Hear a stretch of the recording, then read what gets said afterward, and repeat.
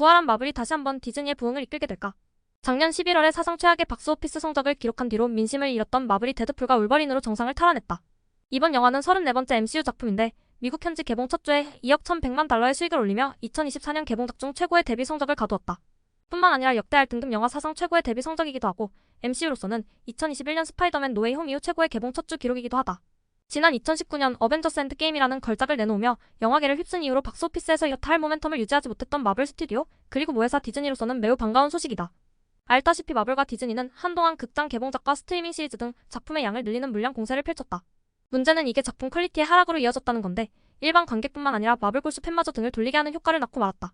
마블의 침체기는 2023년 더 마블스라는 작품을 통해 역대급 성적으로 이어졌는데 4,610만 달러라는 MCU 사상 최악의 북미 오프닝 기록과 2억 달러 미만이라는 최악의 글로벌 박스오피스 수익을 기록했다.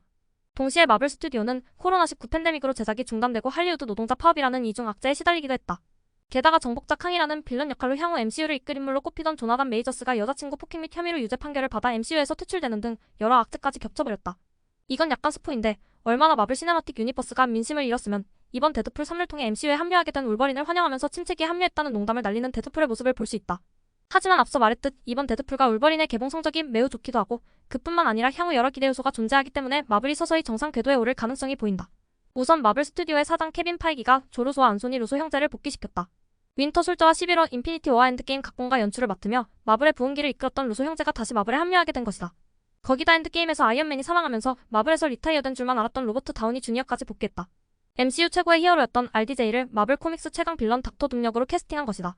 지난 토요일 샌디에이고 코믹콘 프레젠테이션에서 케빈 파이기는 루소 형제가 2026년과 2027년에 각각 개봉할 어벤져스 둠스데이와 어벤져스 시크릿 워즈를 연출할 것이라고 발표했는데 바로 이 작품들의 로다주가 등장할 전망이다. 코믹콘에서 로버트 다우니 주니어가 닥터 둠 복장을 한 채로 가면을 벗었을 때 참석자들 모두가 미친 듯 환호했는데 그만큼 기대감이 상당하다. 한편 데드풀과 울버린 같은 경우 독립된 세계관 안에서 존재하고 있지만 앞으로도 MCU에서 활약을 이어갈 예정이다. 데드풀이 제사의 벽을 깨며 관객들에게 말하길 폭스가 그를 죽였는데 디즈니가 그를 다시 데려왔어요. 그들은 휴 잭맨이 90살이 될 때까지 이해를 시킬 거예요 라고 언급했기 때문이다.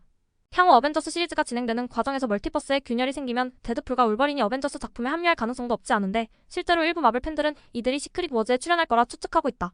아무튼 데드풀과 울버린 조합의 흥행에다가 루소 형제라는 흥행 보증 수표를 얻어내고 거기다가 로버트 다우니 주니어라는 치트키까지 쓰는 등 마블이 작정을 한 것으로 보인다.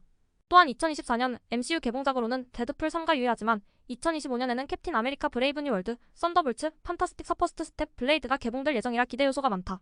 마블 스튜디오는 2008년부터 박스오피스에서 300억 달러 이상을 벌어들였고 MCU는 역사상 가장 높은 수익을 올린 영화 프랜차이즈 중 하나이다. 영화 역사상 역대급으로 티켓 장사가 잘 되는 걸로 알려졌을 정도로 디즈니로서는 효자자 회사였는데 앞으로 마블이 민심을 회복하고 다시 대중의 선택을 받게 되면 디즈니 주가가 어떤 영향을 받을지 지켜봐야겠다. 월트 디즈니 주가는 작년 말에 80달러를 찍은 뒤 바닥권에서 탈출하는 모습을 보이고 있는데 올해 4월에 120달러 부근에서 고점을 찍은 뒤 조정을 겪고 있다. 로다주와 루소 형제라는 황금 카드가 등장했음에도 아직 사람들이 의혹의 눈초리를 보내고 있는 지금 디즈니에 또 한 번 주목할 필요가 있을 것 같다.